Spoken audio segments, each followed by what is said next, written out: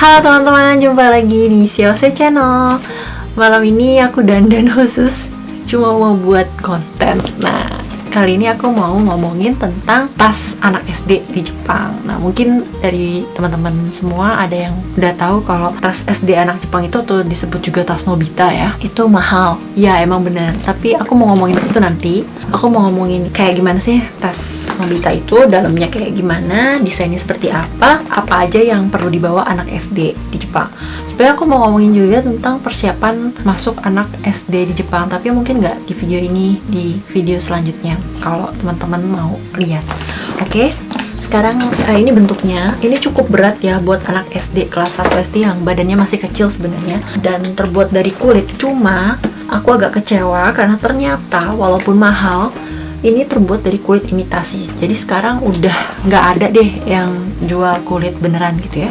Dan keuntungannya itu dia itu 6 tahun garansi. Jadi kalau misalnya dalam 6 tahun itu ada lecet, ada rusak atau kenapa-napa, kita bisa repair tanpa biaya seperti itu. Sebenarnya kalau dilihat dari harganya yang cukup mahal, terus dibagi 6 tahun ya, SD kan 6 tahun, tetap aja per tahun itu mahal. Terus kayak gimana sih bentuknya? Seperti ini ya bentuknya.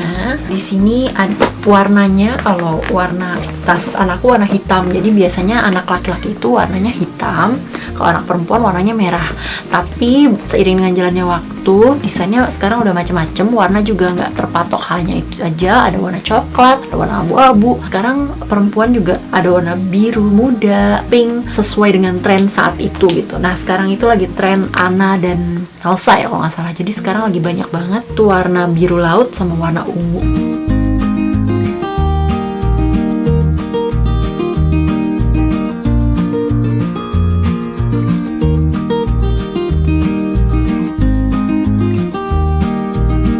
Disney Princess. Kalau ini Elsa, dari Disney, Barbie. Oh my god, lucu banget. Mama boleh nggak? Mama boleh nggak sih beli pakai ke kantor, boleh loh?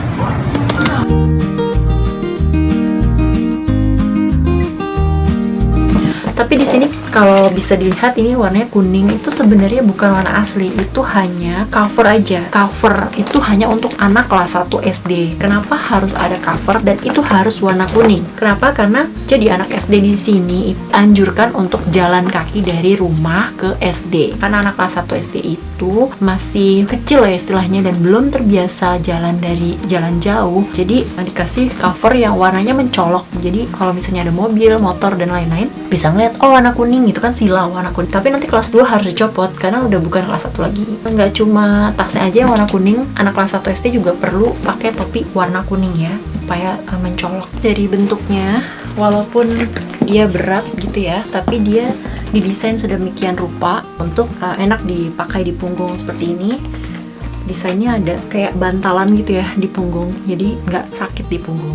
Dilihat dari luarnya, itu ada apa aja, ada tempat gantung-gantungan gini, karena anak SD itu selain tas dia bawaannya banyak juga, gak cuma tas aja. Seperti di sebelah sini ada gantungan, ini report untuk suhu tubuh tiap pagi, jadi orang tua harus nulis berapa derajat gitu, karena kan sekarang juga lagi ada corona ya. Terus di sebelah sini ada gantungan juga untuk periwitan. Nah, ini periwitan ini untuk kalau ada bahaya atau ada orang jahat deketin, langsung kayak gitu. Di dalamnya kita bisa bukanya itu ada di bawah. Sebenarnya tergantung desainnya juga. Kalau desain yang ini bukanya di bawah, ini ada kancingnya kayak gini, dibuka langsung diputer aja, terus dibuka kayak gini.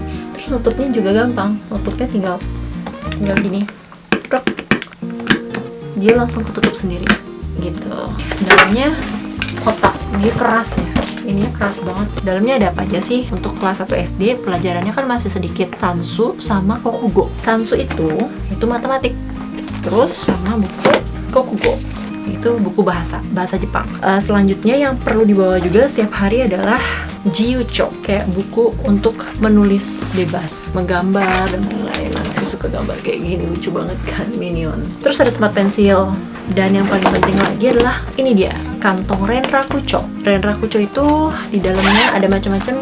Pertama ada PR, kemudian ada tegami atau surat-surat dari sensei ya, surat-surat penting itu harus dicek tiap hari oleh orang tuanya. Terus juga kayak ada brosur-brosur misalnya iklan, oh tanggal segini ada ini loh, ada matsuri loh, ada apa loh gitu, ada event-event apa juga dikasih tahu di sini. Kemudian ini ada buku Renrakucho namanya, Renrakucho.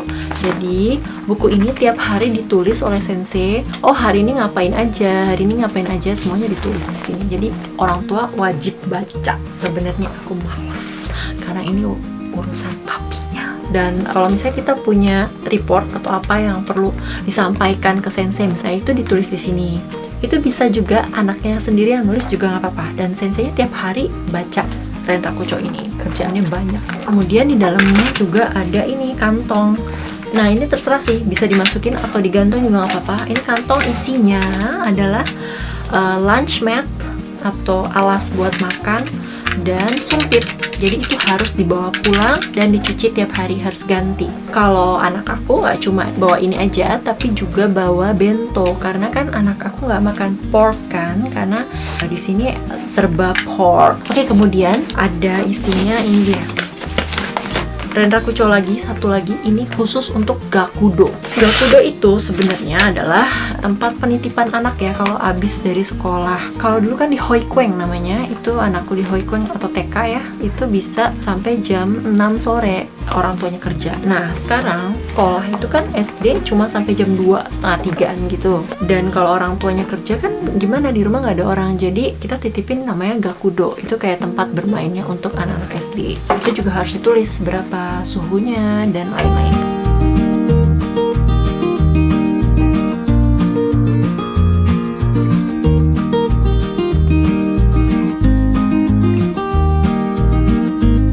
Terus di depan ini, di sini ada nama dan kelasnya ditulis di situ. Terus di bawah juga ada HP. Nah itu nggak wajib sih, cuma ini biar aman aja aku beliin HP khusus anak SD. Jadi HP ini cuma boleh diisi 3 nomor atau 4 nomor kalau nggak salah, dan nomor lain nggak bisa nelfon. Nah untuk harga sekarang ya, mungkin pada penasaran, langsung aja deh nih harganya itu sebenarnya beragam ya, variannya banyak, tapi paling murah itu tetap aja mahal kalau buat aku, karena aku nggak pernah beli tas seumur hidup buat diri aku seharga itu, nggak pernah.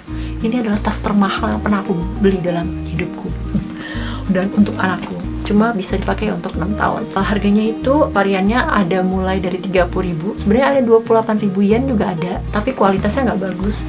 Jadi bukan nggak bagus, maksudnya yang paling biasa gitu ya. Jadi variannya itu kalau di mall itu kurang lebih antara 38.000 sampai ada yang 80 ribuan yen. Jadi berapa tuh?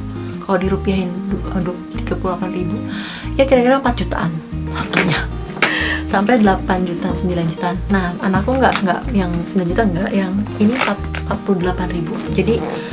Jadi dia, karena dia suka ada desain ini, dan ini nyala kalau malam, kalau kena lampu nyala, jadi makin bagus desainnya, makin mahal, dan makin ningki atau makin popular, dia bakal lebih mahal. Dan kalau lebih enteng, jadi omosanya apa namanya, weightnya itu juga beda-beda. Jadi kalau dia makin enteng, produk baru biasanya enteng-enteng itu makin mahal. Dan kalau merek-merek kayak Nike, Adidas gitu-gitu juga lebih mahal. Untuk harga segitu sebenarnya gimana sih? Kok bisa sih beli, duitnya dari mana? Kalau di Jepang itu sebenarnya tas SD sebenarnya pemberian dari orang tua, nenek kakeknya. Nah karena di sini nggak ada nenek kakek kan, dia adanya di Indonesia, jadi ya udah terpaksa kita nabung. Nabungnya itu dari dulu, dari berapa tahun yang lalu itu aku nabung tiap bulan khusus buat beli tas. Ada yang nanya, emang harus ya pakai tas seragam gitu kan? Anak SD emang nggak boleh pakai tas biasa? Sebenarnya aku belum pernah nanya sih, tapi kayaknya sih boleh-boleh aja, karena aku juga pernah lihat sih temen aku pakai tas biasa padahal udah SD. Cuma karena semuanya pakai ini, ada perasaan gimana sih anak aku kalau beda sendiri gimana ya? Takut dia ngerasa berbeda, takutnya namanya bully juga serem juga kan. Jadi diusahain sama gitu. Oh ya, ini juga anti air ya, karena dia dari kulit ya, anti air. Jadi tenang aja kalau hujan. Ada juga nih bisa nyicil juga nih. Dengar-dengar ini juga bisa nyicil. Sekian dulu deh kalau gitu videonya. Mungkin dari teman-teman ada yang mau ditanyain, boleh langsung di komen di sini. Kalau mau ada saran juga boleh untuk video selanjutnya, konten apa sih yang pengen lihat gitu ya. Untuk persiapan masuk SD juga pengen sih bikin videonya nanti kapan-kapan. Aku mau jelasin sedikit tentang persiapan masuk SD yang sebenarnya belibet juga, dan berapa harga biaya SD gitu ya. Gimana? Kira-kira mau lihat kan? Oke, kalau gitu sekian dulu. Sampai jumpa lagi di next video ya. Sampai jumpa di Seosa Channel. Bye-bye.